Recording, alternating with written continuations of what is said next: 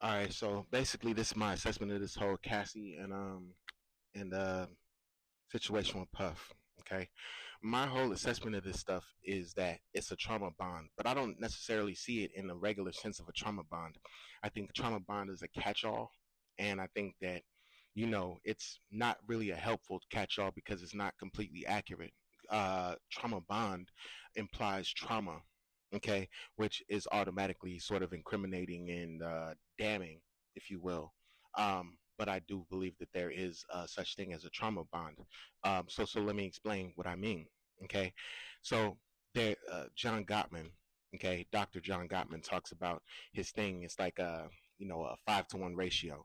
Okay, so basically, in a relationship, for a relationship to be healthy and to work, then it has to be at least a ratio of 5 good things in the relationship to 1 bad thing in the relationship, right? So, for example, let's say if a person, let's say, okay, so let's look at her 2 boyfriends, right? Okay, first boyfriend, Cassie's boyfriend's history, boyfriend history, right? So the first boyfriend was Ryan Leslie. Okay, Ryan Leslie, great guy, you know, but he wasn't able to do all of the good things and the positive things and the things that make Cassie happy, as far as financially and all this other type of stuff. Now he didn't do anything bad. He didn't slap her. He didn't choke her. He didn't threaten her, okay, or anything like that. But then at the same time, he didn't necessarily do anything good for her. He didn't buy her, $100,000, car. He didn't pay, her rent for 3 years and buy her mother how whatever. He didn't do all this fancy shit. You see what I'm saying? He didn't put her on private planes and, have her eating at the finest restaurants and all this other type of stuff, right? So you have to realize that because of Puff doing all these things for her, these nice, beautiful, wonderful things for her, okay, she's willing to take more negativity, okay, whereas Ryan Leslie is not doing those nice things for her. So she's just waiting and begging for a reason to break up with this guy. Okay, not saying that he's a bad guy. And if she had never met Puff, she would have been probably, perfectly happy with Ryan Leslie. Okay, but Puff has so much more to offer.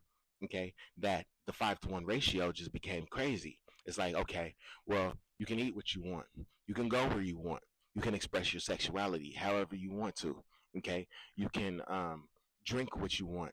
Okay, you want the bottle of 100-year old wine, we could have that. We could get drunk on a bottle of 100-year-old wine, and we could walk through Central Park and have a bodyguard in front of us, a bodyguard in the back of us, and 2 bodyguards on the side of us.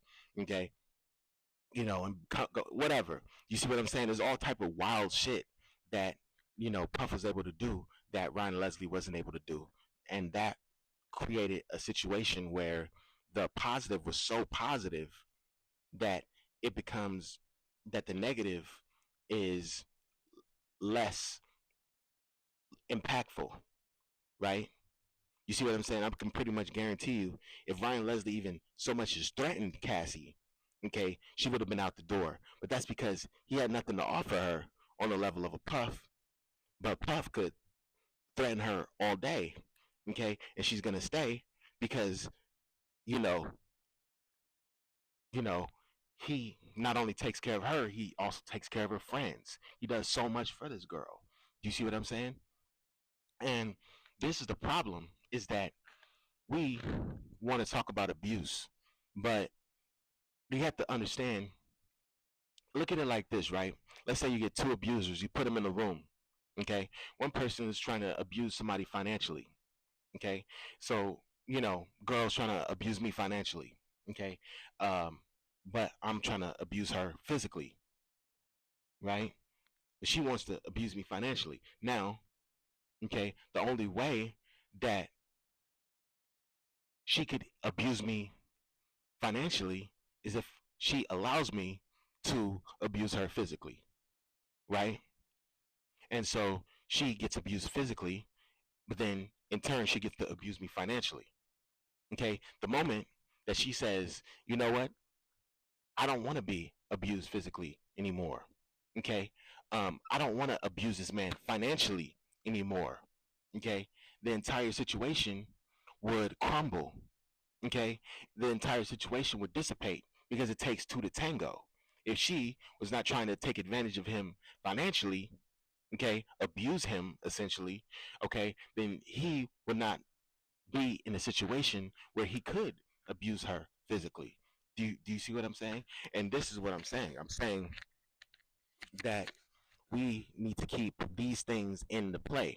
And then you talk about, okay, well, Cassie, her mother, um, you know, paid Puff, $20,000 for, you know, because she cheated, okay, and if not, then they were going to release the sex tapes or whatever, okay. Well, the mother paid the $20,000 to Puff. Okay, it would be like a gangster. Okay, in a gang. Okay, they already been jumped in the gang. Okay, they're already gangsters, but now the gang member says, "I don't want to be part of this gang anymore." Okay, I'm gonna roll with this other gang. Okay, and then he says, "Okay, well, you got to get jumped out." Okay, and then you get jumped out, but then you go right back to the gang that jumped you out and you start hanging out with them after you've already been jumped out.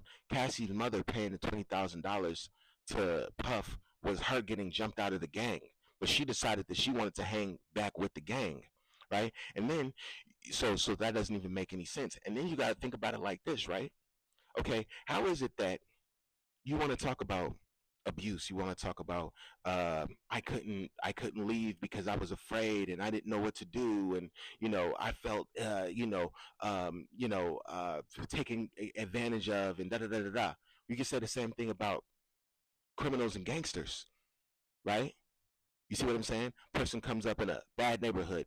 Okay, the only people that they see with any type of money or resources is gangsters, criminals, people with guns, people that selling drugs and all this other type of stuff. Okay, if somebody says, "Well, you look like a gangster, or you look like a criminal, or you look like a drug dealer," they say thanks. Okay, even before they even are aware, are old enough to even make that decision, because it's been associated with such good things throughout their entire life. Okay, they get an opportunity to get into a gang, and they get jumped in the gang. Okay, the entire interaction starts out with their abuse. Okay, and then they do missions, right?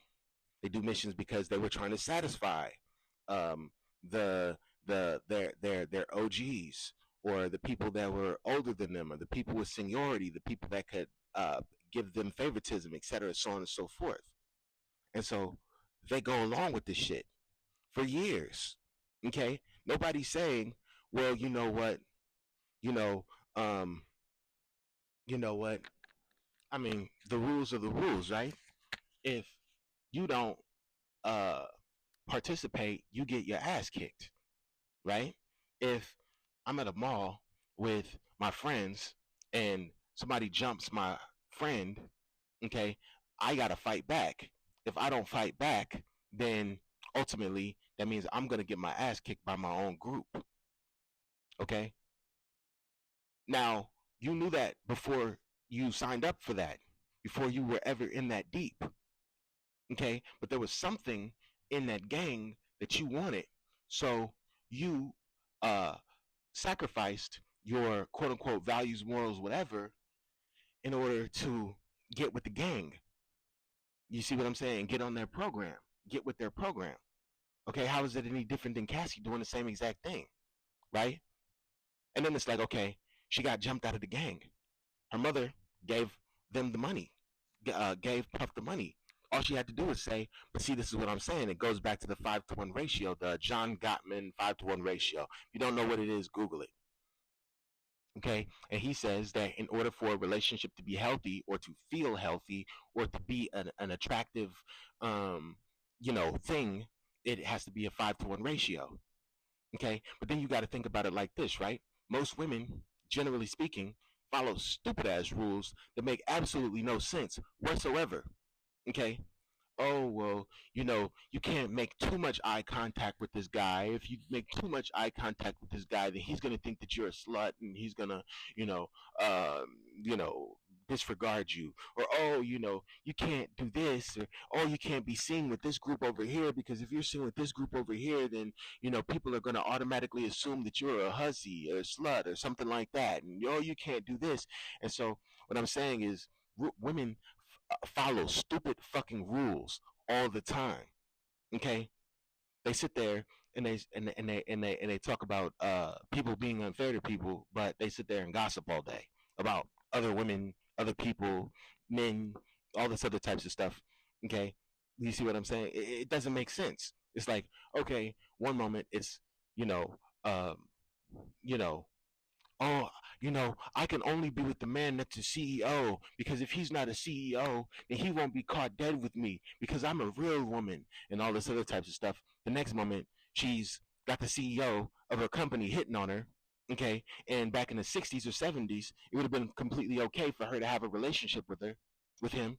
Nowadays, okay, she's gonna wait 12, 13, 15 years. Okay, come out the closet after she's gotten all that she can get out of the situation, and then come back and say, oh well, he abused me, and he put me in an uncompromising situation, I didn't know what to do, and da, da, da, da. Okay, and this is what I'm saying. Okay, so what I'm saying is, women follow stupid rules all the time. Okay, right? Stupid fucking rules all the time. Okay, so if a guy comes up and he's like, yo, I want you to go on OnlyFans, okay, and I want you to take these photographs, and I want you to play in water, you see what I'm saying, in streams of water, okay, with your mouth open, with three of my friends, okay, she's gonna be like, okay, because guess what, okay, as far as the 5-to-1 ratio is concerned, the 5 positives to the 1 negative, okay, nobody is giving her the 5 positives. Her parents aren't, her friends aren't, nobody's giving her the 5 positives that are necessary in order for her to feel that happiness. Okay, so even though they're not doing those negative things, they're not giving her the positive things either. So he could go Puff could go way more extreme with the negative things that he could do, that he's doing with this girl, because he's doing 20 times more positive things than any of her friends have ever imagined, experienced, that anybody in her entire bloodline has ever could ever even fathom. Okay, Puff give more to Cassie in a month than Cassie's father is given to her mother in their entire marriage. So this is what I'm saying. Okay, if and then Cassie's father threatened her mother. You see what I'm saying? You see what I'm saying? But there's still a 5-to-1 ratio, and Cassie mom knows about it. Cassie knows about the threats, and she's like, mom wants to stay, right? So how is it any different with Cassie? You know what I'm saying? One accident happens. Okay, she gets the cut on her eyebrow or whatever. Okay, accident could happen at any time. Okay, me play fighting with my brother. Okay, as children, I could accidentally do something like that to him. Okay, just because he takes a picture of it and says, "Look what my brother did to me," doesn't mean that it was intentional. Okay, now I'm not saying or trying to give people, a pass for bad behavior. What I am saying is that, okay, it's not okay. Yeah, I cheated on my wife. Yeah, cheating on your wife is illegal, but no, I don't deserve to get my head chopped off with a guillotine. Okay, yeah, Puff is an asshole. Yeah, Puff did these things, but does he really deserve to spend life in prison for this shit? Or does he deserve to go for a year or something like that, right? And pay, I don't know, a $30 million restitution like he already did. So what's the issue, right? And so this is really what I'm saying.